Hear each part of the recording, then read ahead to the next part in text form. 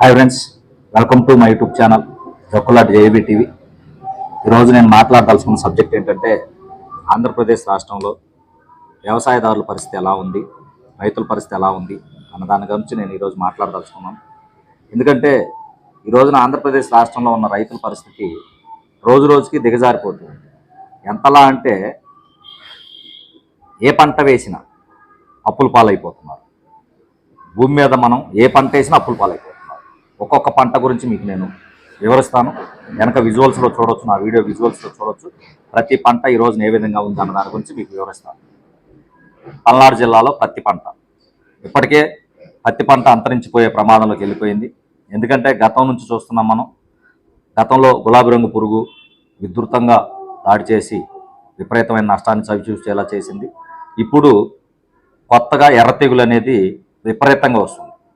అది ఎంతలా వ్యాప్తి చెందుతుందంటే ప్రతి ఎకరంలో దాదాపు 30 పైసల నుంచి 70 పైసల వరకు ఉన్న పత్తి మొక్కలను చంపేస్తుంది.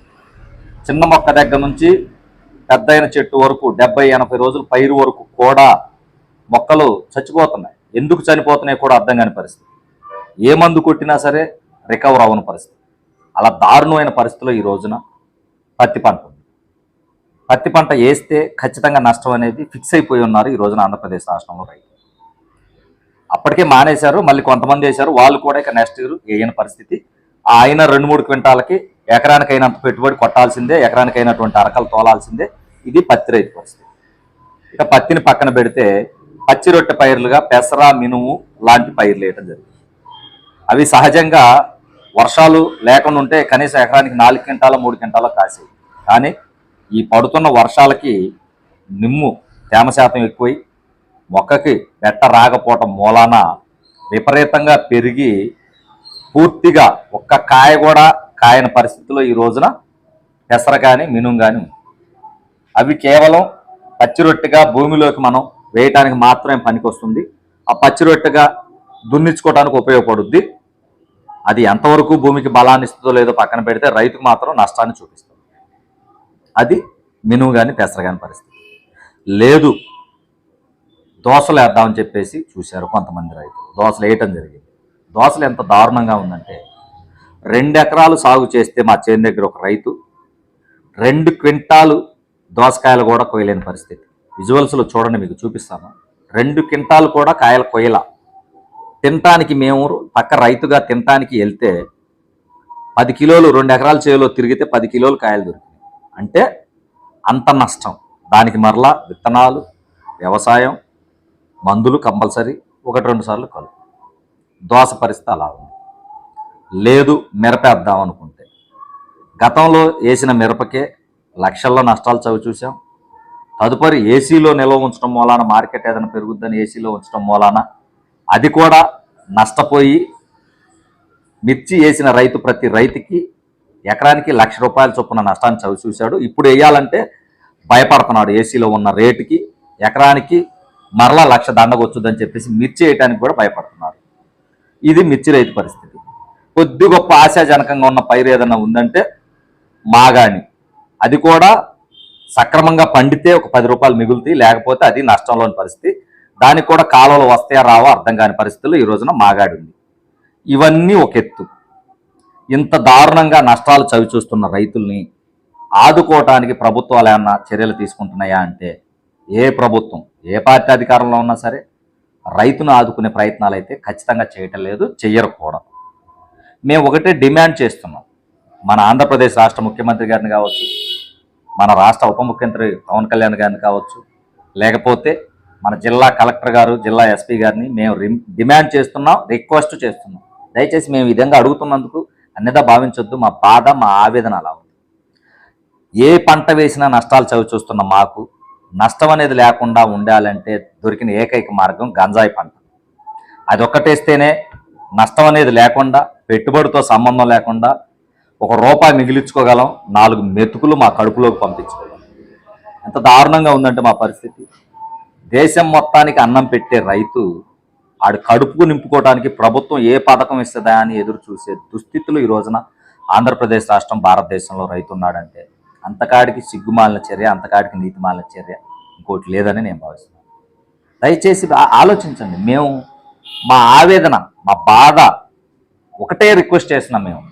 గంజాయి పంట వేయడానికి మీరు మాకు గనక పర్మిషన్ ఇచ్చినట్లయితే ఆ పంటని మేము 1 సంవత్సరం పాటు గంజాయిని సాగు చేస్తే మరలా 20 సంవత్సరాల పాటు అప్పులైనా సరే మేము వ్యవసాయం కొనసాగిస్తాం.